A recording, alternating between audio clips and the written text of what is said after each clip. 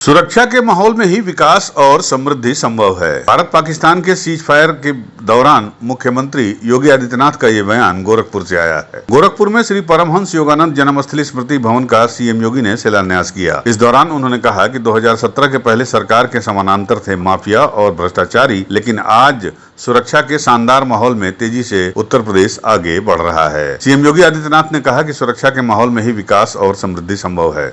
UP आज सुरक्षा के बेहतरीन माहौल में आगे बढ़ रहा है और विकास की प्रक्रिया भी निरंतर आगे बढ़ रही है। सुरक्षा से ही विकास की सार्थकता सिद्ध होती है और सुरक्षा के बगैर समृद्धि नहीं आ सकती। आपको बता दें, सीएम योगी रविवार गोरखपुर में कोतवाली थाना के समीप योग गुरु श्री परमहंस योगानंद जन्मस्थली स्मृति भवन के निर्माण कार्य का भूमि पूजन और शिलान्यास करने के बाद वहां मौजूद जनसमूह को संबोधित कर रहे थे। पर्यटन विकास की इस महत्वपूर्ण योजना पर 2,768 लाख रुपए की लागत आएगी और इस मौके पर मुख्यमंत्री ने विकास और सुरक्षा के मुद्दे पर पूर्व की सरकार पर कटाक्ष करते हुए कहा कि 2017 के पहले सरकार के पैरेलल समानांतर माफिया और भ्रष्टाचारी भी थे जो शासन की योजनाओं को हड़प लेते थे। तब किसी गरीब या व्यापारी की जमीन कब्जा कर लेना माफिया के लिए एक सामान्य बात थी, लेकिन आज की तारीख में कोई ऐसा नहीं कर सकता। जबरन कब्जा करने पर लेने के देने पड़ जाएंगे। आज किसी ने बेटियों और व्यापारियों को छेड़ने की कोशिश की तो उसके लिए यमराज के घर का रास्ता भी खुल जाएगा। सीएम योगी ने कहा कि 2017 के बाद सुरक्षा का जो शानदार माहौल बना है, उसी का परिणाम है कि प्रदेश तेजी से आगे बढ़ रहा है। हर जिला विकास, विरासत के संरक्षण और युवाओं के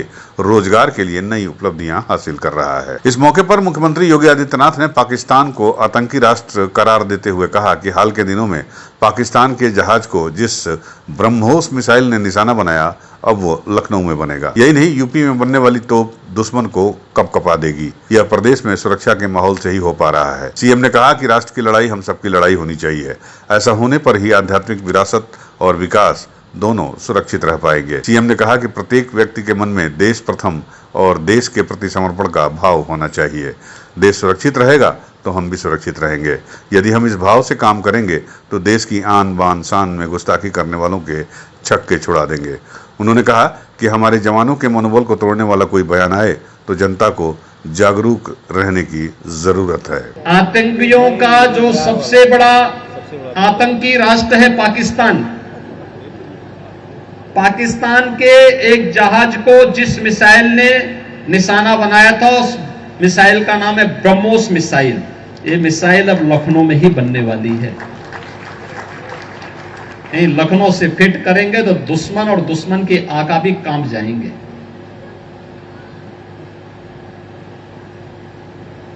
अब लखनऊ में बन रहा है, बड़ी बड़ी तोप बनेंगी तो दुश्मन को कंपाएगी। और याद रखना, यह तभी है जब सुरक्षा का बेहतर माहौल हो, और सुरक्षा के लिए हर व्यक्ति को राष्ट्र के प्रति समर्पण का भाव हर व्यक्ति के मन में होना चाहिए। बहनों और भाइयों, हम तभी सुरक्षित हैं जब हमारा देश सुरक्षित है। हमारा देश तभी सुरक्षित और समृद्धि की ओर अग्रसर होगा जब हम सबकी प्राथमिकता में पहला देश होगा। देश पहले।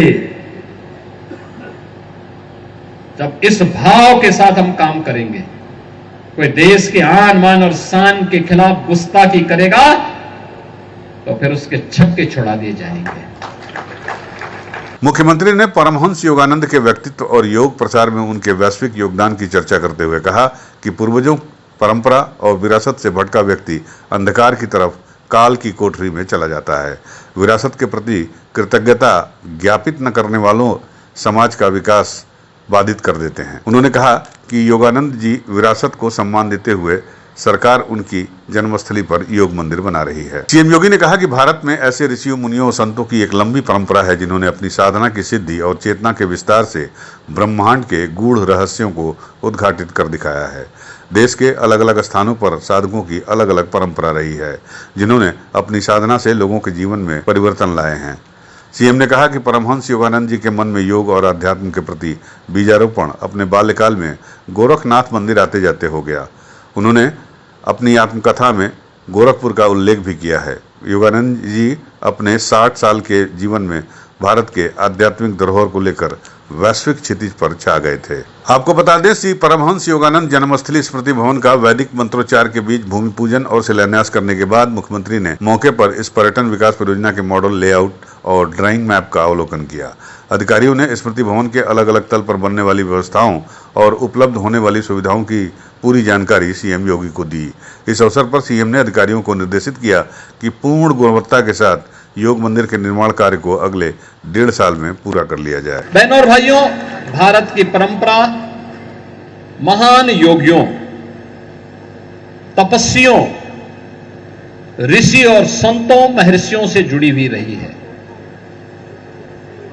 जिन्होंने केवल भौतिक चक्षु से ही नहीं बल्कि चेतना के विस्तार के माध्यम से केवल इस ब्रह्मांड का ही नहीं, इस लोक का ही नहीं, बल्कि संपूर्ण ब्रह्मांड के रहस्यों को उजागर करके रख दिया था।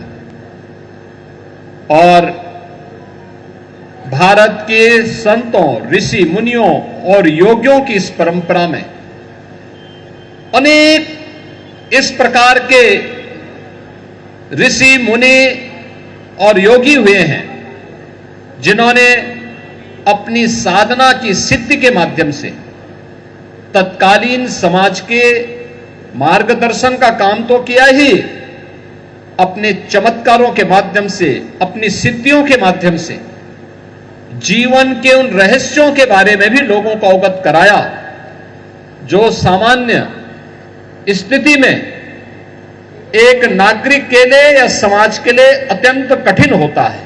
यूपी न्यूज़ 9 के लिए गोरखपुर से धनेश कुमार की रिपोर्ट।